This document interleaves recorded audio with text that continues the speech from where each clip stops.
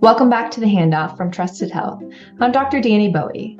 As a reminder, this season we're covering all things healthcare innovation and the importance of fearless leadership for change. In this episode, I speak with Nan Finnis, a seasoned nurse executive with experiences in clinical settings, regulatory and patient safety organizations, and technology. In addition to her current role as Chief Nurse Executive of UKG, she serves as a board member for the Workforce Institute and a charter member for the AONL Foundation Corporate Advisory Council. Today, we discuss the importance of nursing leadership in digital transformation, the emergence of technology competencies for nurse executives, new innovative care models, and the need to get back to the basics and focus on the foundations. Here's my conversation with Nan Finnis.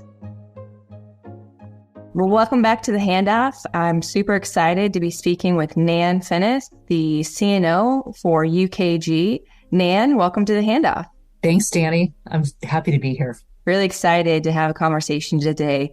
As you know, we've been talking about healthcare transformation and innovation. But to kick off the podcast, I would love to start off by keeping the patient and sacred work of nursing at the forefront of our discussion. Is there a particular patient experience or story that has had profound impact on you and your career? You know, Danny, I have many. My background is very clinical in nature, and so I cherish the times with patients probably as I look back on my career the most. But one experience really sticks in my mind. And just to give you the context, I was working in the emergency department at a large academic medical center here in Chicago. And so at that time, you know, just to also give context, 100 patients in a 24-hour period was a large volume. And and this was in the mid 80s. So when you think about, you know, that kind of volume and your, you know, exposure to patients and all of that you're doing in the emergency department, you got to know your patients quite well. Many of them were repeat citizens, if you will. That's my story. Is I got married at a church, the Sacred Moment, at Old St. Patrick's Church, downtown Chicago, the oldest church in the city. And I was coming down the aisle after getting married, and I heard sirens in the back of the church. So I'm walking out. I have 2 or 3 more pews to walk by, and there are patients of mine in the last row. Eddie, one of my favorite patients, I had cared for several years, homeless, and he was holding a huge lily plant to give to me as I walked out of the church. So here I am walking out of the church, and he said, "Holy Name Cathedral, won't miss it. Don't worry about it." And he gave me the lily. I walked out, and there were several of our, you know, my paramedic colleagues and the ambulances ringing sirens. And so I thought, oh my gosh, life is a blessing in so many ways. So I think what strikes me is life's different today in healthcare. Nursing is different today. And we didn't worry about, you know, Eddie and his friends that were living outside on the streets near us at the hospital. Didn't worry about violent behavior. If it happened, it was very unique and very infrequent. But we cared for them. We loved them. And it was all about community. And so, and our lives, you know, we all talk today about life work and how to keep balance. And you know, we just didn't think about that. They were part of my life. So anyway, I just thought I'd start off with that story. It's probably a little longer than I anticipated, but it was a memorable day. And I'm still married today to Jerry, my same husband. And it was a wonderful day. So. I love that. As you were describing it, it was starting to like make me tear up. You know, that something like, you know, you've impacted the patients' lives, and then the patients are there's a reciprocal relationship of the impact that they have on our lives. Yeah. And the way that they were giving to you by their presence at your wedding, and love the story of the plant, right? And I think that is centering us back to the essence of the work that we're doing is caring for people, building relationships. It's holistic. Nan, you have a really unique career journey, and you've had experiences across clinical care. You've done regulation reform. Right now, you're in the world of technology. And if you wouldn't mind just sharing with our listeners a little bit more about your journey and maybe some pivotal moments that helped you end up at UKG today. Sure. That's, Danny, as we kind of, I think as the older we get, the more we tend to reminisce and look back. And first off, I've been very fortunate to be in several organizations and I loved every one of them. I had mentoring managers. I have been able to keep relationships going throughout all of my career, which I think is probably the most pivotal and influential piece of what I would share. You often hear of individuals that are planning their whole career. I want to do this for 4 years. I want to do this and mine is a little more dynamic and a little more fluid. I was at Northwestern for 25 years. That was probably the epitome of my career, clinically, from a leadership perspective. I was engulfed with coaches, mentors that I still keep in very close contact with. And I was at a point where I wanted something different. So I went into the Joint Commission for 15 years and traveled a bit. I started part-time and then emerged, into a full-time position.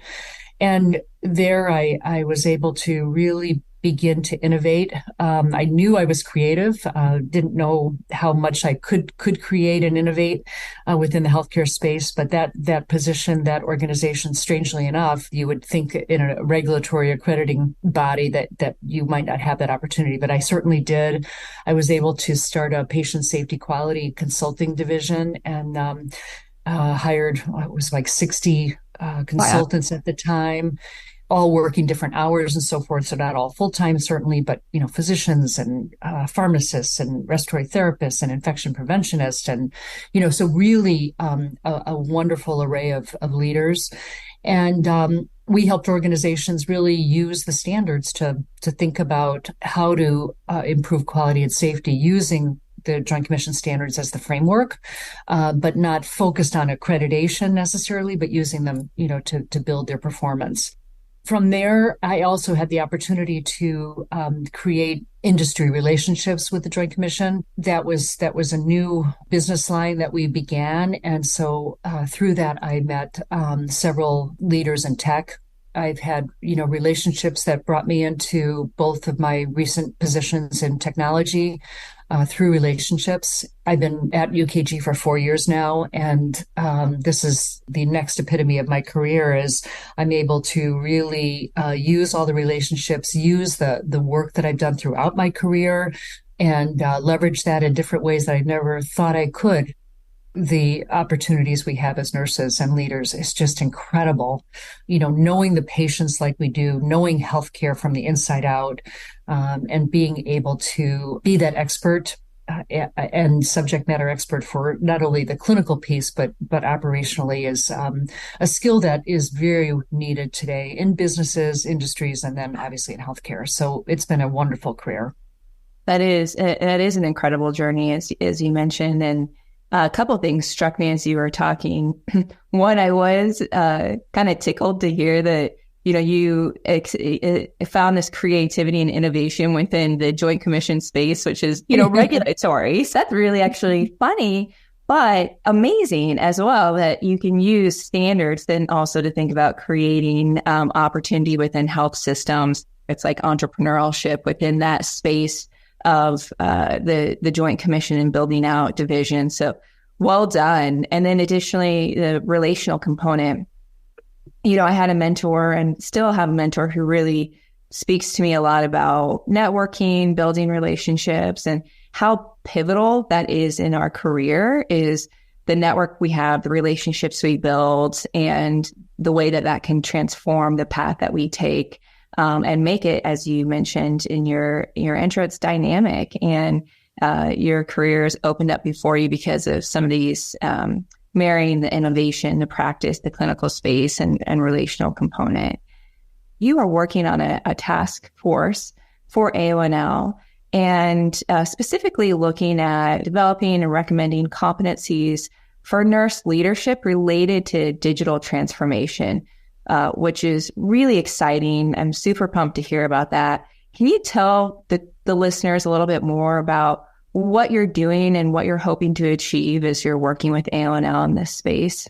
So I think as we're experiencing together relationships, I think we have a special, even though we may be competitive in our space, nursing has, I think we professionally and as colleagues are able to rise above that and glean the best out of each other. And so this AONL project is actually an exciting one. I'm working with my colleague, Carlene Kerfoot. Carlene and I were asked to lead this task force.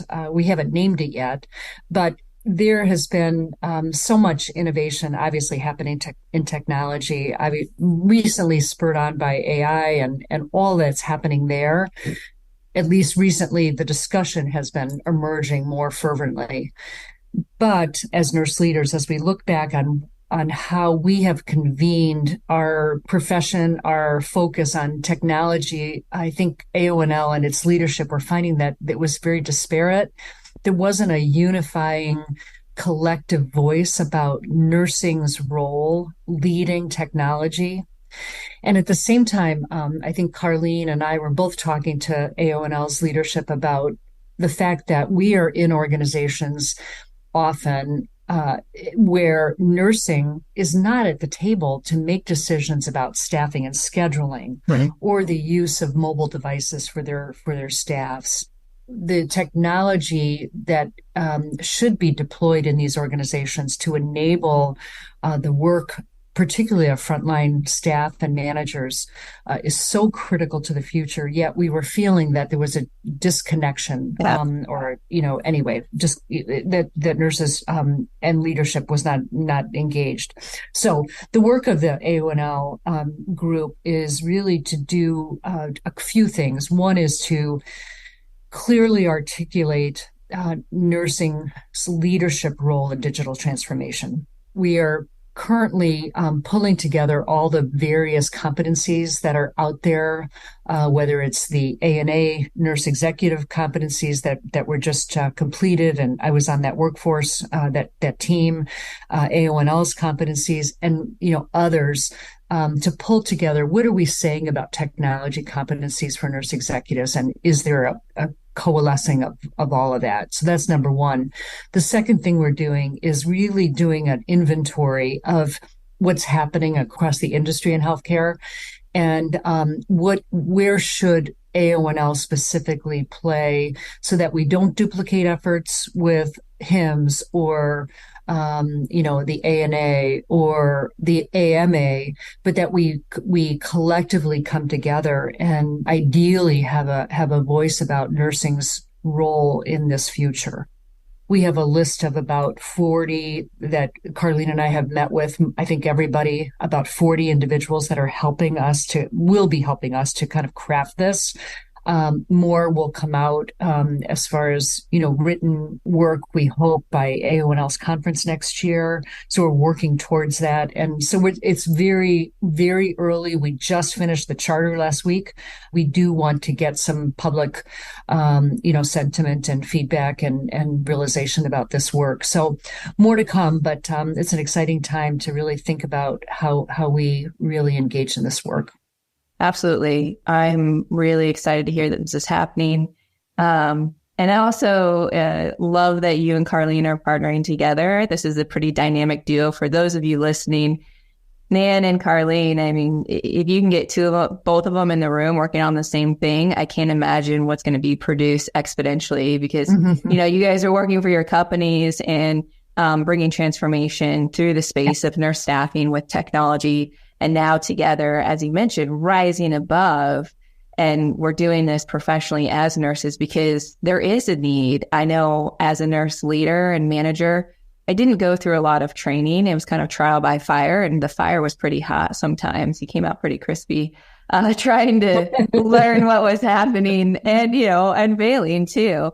So if there is some more structure and guidance for leaders as they emerge in a space that's pivotal for our future and how we deliver care, this is going to be something that will be, really groundbreaking and helpful to the next generation of leaders.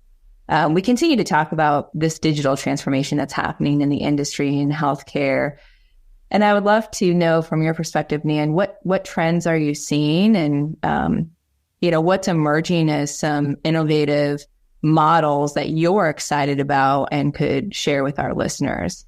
Yeah, so I think that's one of my challenges today, and perhaps you have the same challenge, Danny, as trying to, sift through all the innovation and sort of find the best strategic route to take and thought-provoking work. Because I think there's so much, focus on that shiny new object and what it's going to do for us. So I would just say that some of the most innovative organizations and leaders that I'm interacting with are those that are putting significant effort in building their foundations, building the basics. And, yes, the robotics, all of the technology excitement is out there, but they're focused on how do we deliver safe, quality care to patients? How are we monitoring that? How are we measuring that? How are we staffing for that? And that's not if I will say, the sexy part of the work. It's just, it's hard to focus on that. But those leaders and organizations that are emerging are those that I see having had real effort in that area.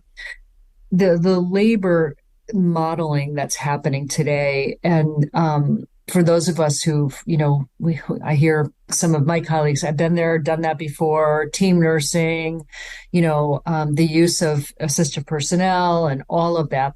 And I'm by nature a very optimistic individual, but when I think of sort of the future and the optimism I have, it's technology is here to enable and to, sort of reinforce some of that infrastructure in different ways so we can propel innovation much, much more readily. What I see happening is there's becoming more clarity in the roles of each of us play when we think about the care model. My background was, heavily in ED and trauma for a while, and we were very clear on everyone around the patient. You're doing this and you're doing that. It was kind of like, everyone's role was just clear and there was no confusion. Wow. So I see that happening with, some of the labor modeling today is really putting together a collection of talent, if you will, that best supports the patient and their families. And doing that in a way that takes into consideration the employee's preference. Having nurses particularly focus on what shift do you want to work? When do you want to work? Who do you work best with? Yeah. In what environment? How far do you want to go from home? All those preferences. If individuals are happy and content and feel that purpose in work, they're going to be delivering that quality and safe care, as we all know.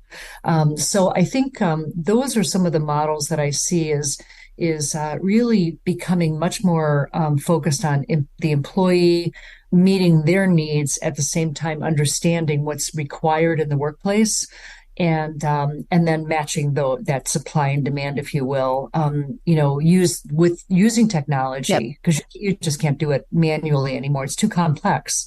But that's where I think the innovation's happening at that point of care delivery. Getting back to foundations and doing those well and right, and then building upon that. You mentioned talent teams, bringing in top talent to work together and define clear roles, which again, when you gave the example of trauma and everyone knew their place and their role around the patient, just how critical that is, and how critical that is to even translate into business ops of the hospital roles, and helping to create more of this synergy amongst the talent, and then employee-centric, and being able to support employees, as you mentioned, as how they want to work, how are they growing in their career. Even this digital, the task force you're doing for AONL can be used by organizations, hopefully in the future, of pathways. How do you develop this digital acumen whether in leadership or you want to move into that space as a clinical leader. So That's right. I think you're mentioning some really key call outs for our listeners here. And I want to talk a bit more about nurse staffing. I mean, this is UKG has some great technology around staffing and scheduling and workforce management. And, we're seeing in the headlines, just post pandemic, it's been a lot around the nursing shortage, safe staffing. How do we continue to move the conversation forward and think broader than just staffing numbers? And truly, how do we deliver best patient care and safe staffing together? And what's your kind of perspective on all the conversation that's happening out there? So, just a couple of things that have, happened over the last couple of days. So AONL released a press release yesterday reaffirming the importance of safe staffing that uses critical judgment, flexible to meet the patient needs, and really is driven by what's happening in the environment at the time. So, mandated staffing ratios are not the way to truly use clinical critical judgment. You don't staff to numbers, you staff to what's happening in the unit. Staffing should be incorporating clinical judgment, workload, and then really looking at the skills and competencies and all of that of staff that are caring for patients. But and I think non-clinicians and non-nurses are often surprised that we really don't have a way to measure consistently the workload that a patient requires. So yes, we can look at patient acuity or the diagnosis of a patient, but if you think about each patient and the unique features or aspects of that care that not only the patient and family require, that should be determining workload for the nurse for the shift. There are technologies that are emerging that are automating workload based on motion, based on care providers going in and out of the room, and really getting into the analytics of that experience, if you will. There are manual ways to capture what workload is, depending on, sort of what you're seeing with each patient, and then tracking that over time.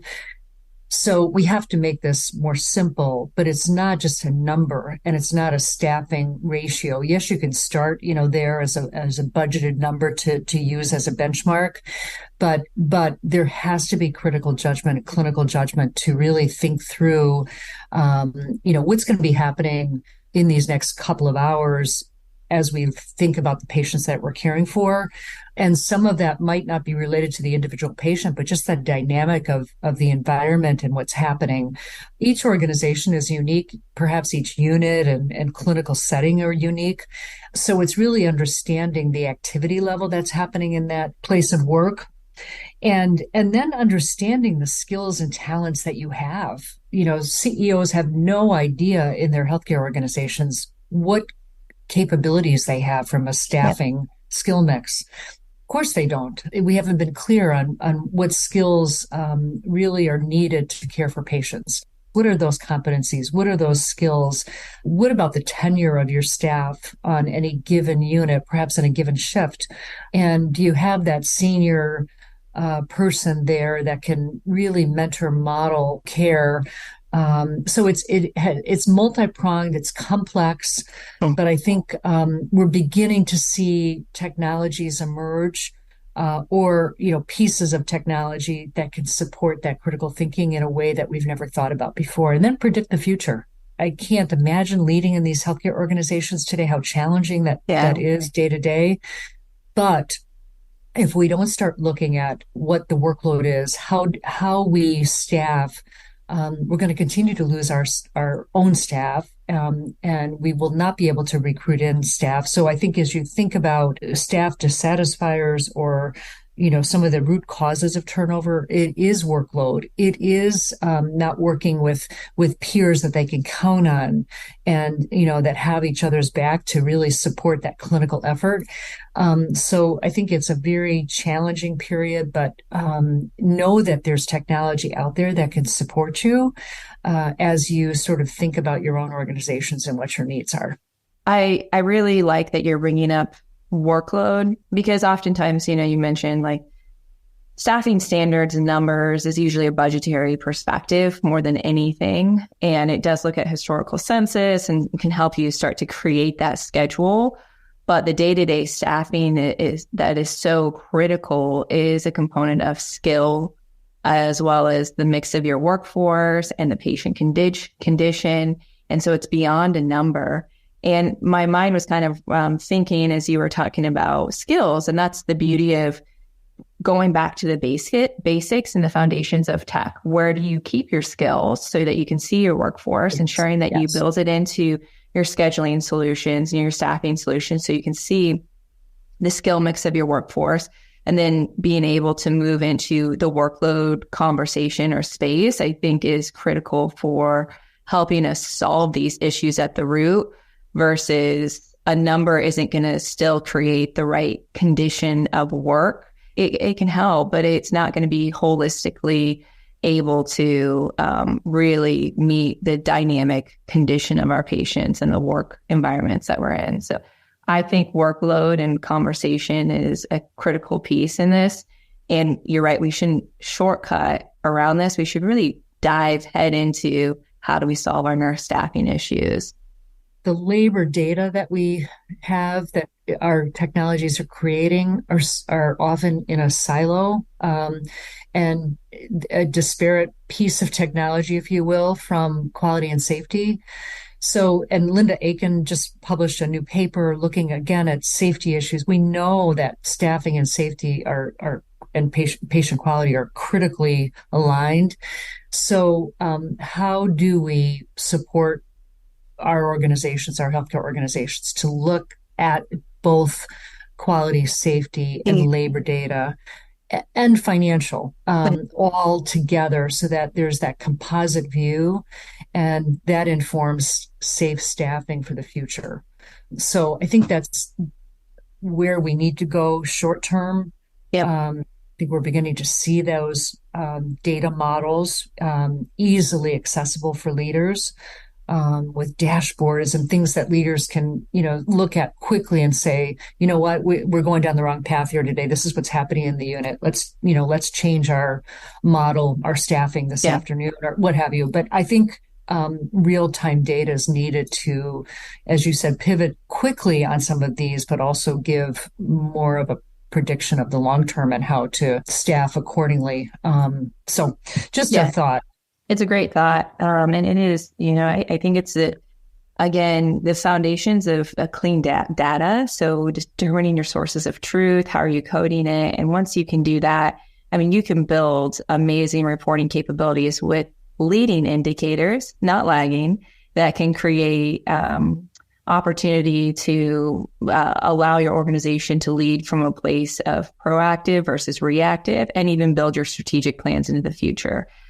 So this is music to my ears, embracing the foundations, but also embracing in the form, I think, of technology to bring transformation to workforce management, and staffing is key. Just quickly, Nan, again, you've worked with so many healthcare organizations, both at Joint Commission, UKG, and your path throughout your career. And, let's talk about organizational transformation. And this is a lot easier said than done. We can talk about it all day, but really it's when you start to put action to your words. And from your years of experience and expertise, what would be some key things that health systems should think about as they want to approach workforce transformation that could help, one, bring this to life, and two, hopefully accelerate it so that they got the foundations and they can move into the innovation in the days ahead? Yeah. I was at a conference recently on digital transformation, and, I saw many presentations of organizations from their top leadership with impressive plans 2 to 4 years out, maybe 5 years, with digital transformation strategy, elaborate plans, just pretty impressive foresight into where technology is moving. But there wasn't a lot of conversation around the operational transformation that needed to happen. And we see this all the time in our organizations that we work with is you can turn a technology on, but if your people organization is not prepared or adept or at that point of being able to absorb a new change, the technology is going to fail, and the process will, obviously ultimately fail as well.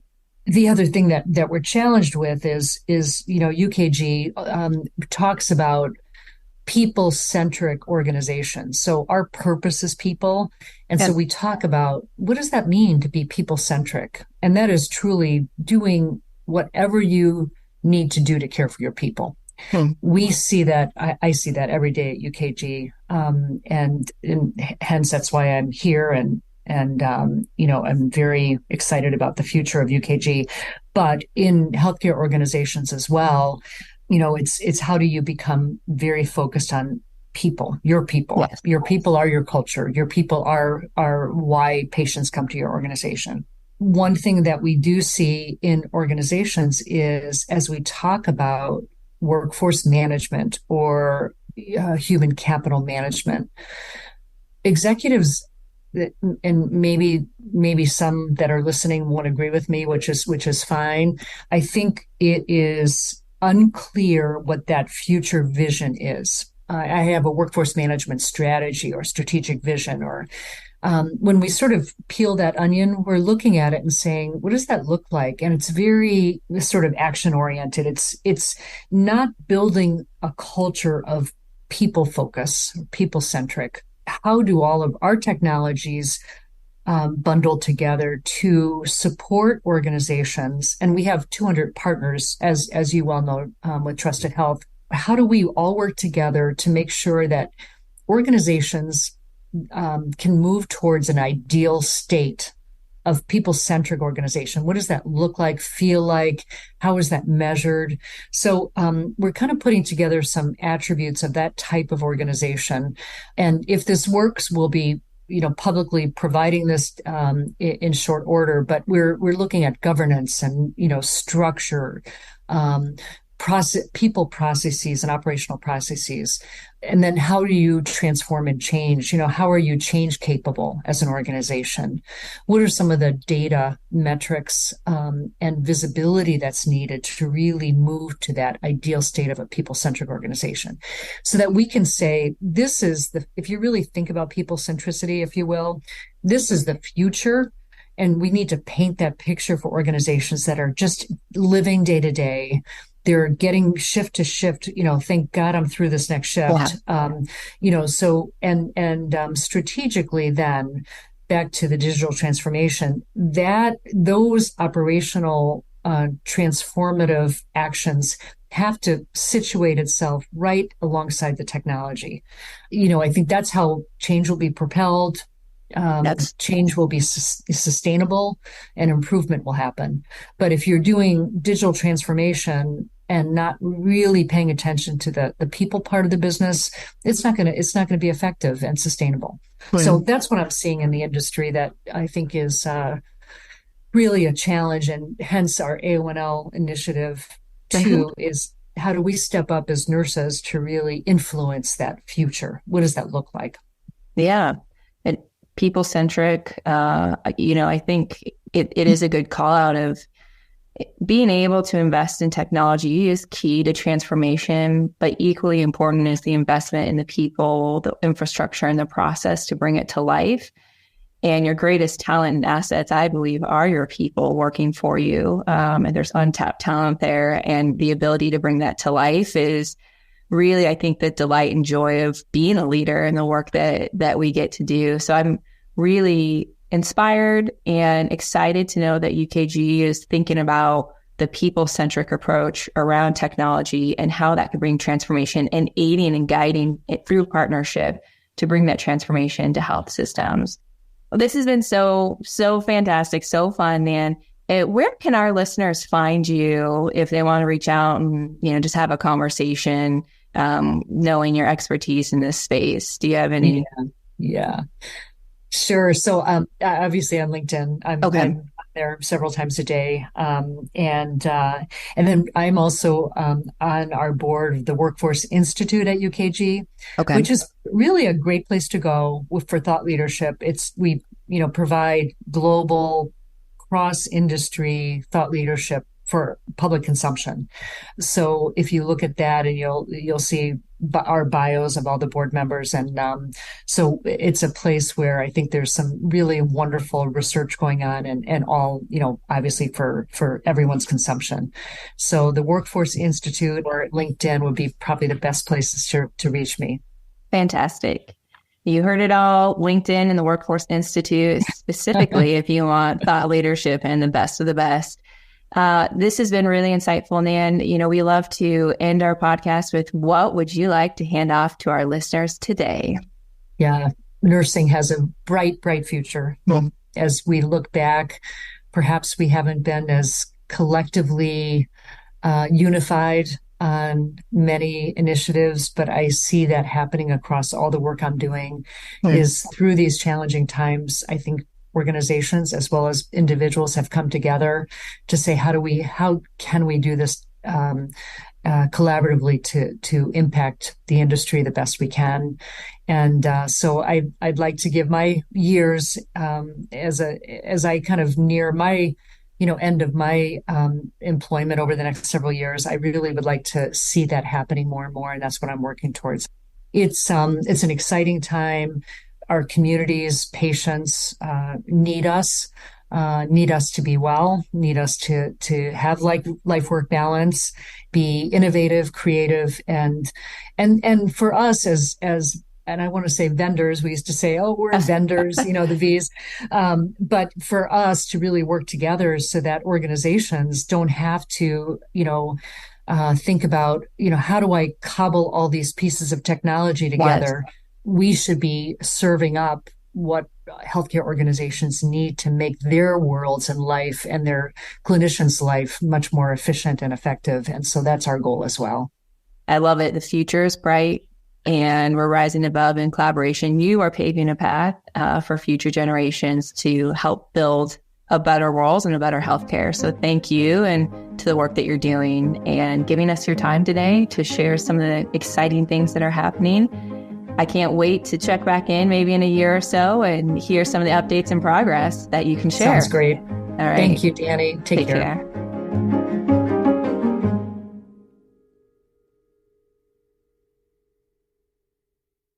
And to the work that you're doing and giving us your time today to share some of the exciting things that are happening. I can't wait to check back in maybe in a year or so and hear some of the updates and progress that you can share. Sounds great. All right. Thank you, Danny. Take care.